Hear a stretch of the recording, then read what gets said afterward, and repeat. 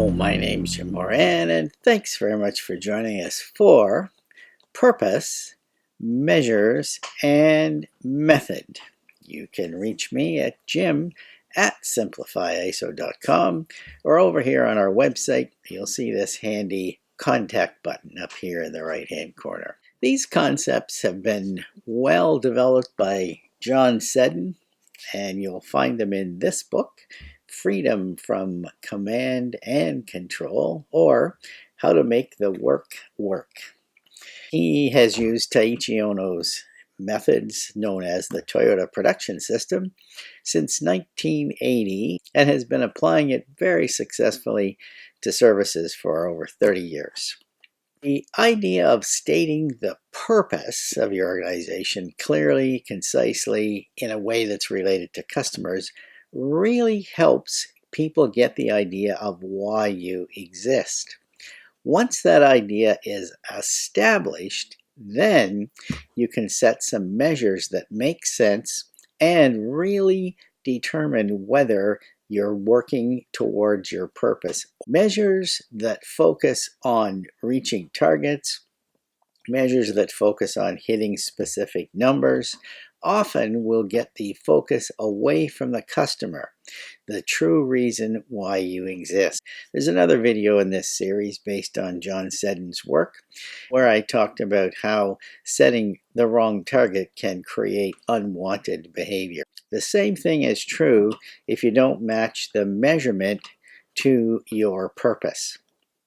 The four measures that Seddon always talks about are, first, measures about your customer.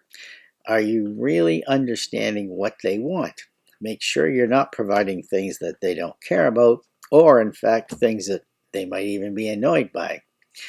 The next thing to measure is your response ability to meet customer requests. The response time it takes to answer a question, the response time it takes to fill an order, the response time it takes to make a correction to an improperly filled order. The next thing on his list are process measures. But how you measure the process is really important as well. You can see in this diagram, process A, process B, process C. If you measure them individually, you could actually inhibit the flow of the work. So make sure that not only are you measuring the activity and effectiveness of various processes, but make sure you constantly focus on the end-to-end flow so you don't improve one process at the expense of another. And finally, since we've talked about the purpose, the measures, think about the method. Believe it or not, by tying these three together, you can work on methods that will improve the workflow. By looking at customer needs, by looking at your capability to respond to customer, by looking at your processes, and by looking at yourself as a system, you'll start to get some insights on how to make your methods work to a better advantage for everybody.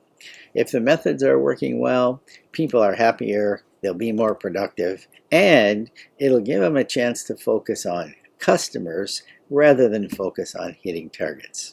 Taiichi Ohno, who you'll know from the Toyota Production System, was still working in his 80s. One day someone was interviewing him about his lifelong work with improving processes, and the interviewer asked him, "So, what are you working on today?" And he said, "I'm trying to figure out how to shorten the time between when the customer contacts us and when we get the money." Thanks very much for having a look, and be sure to join us next time for customers, people who will pull you away from your competition. Bye for now.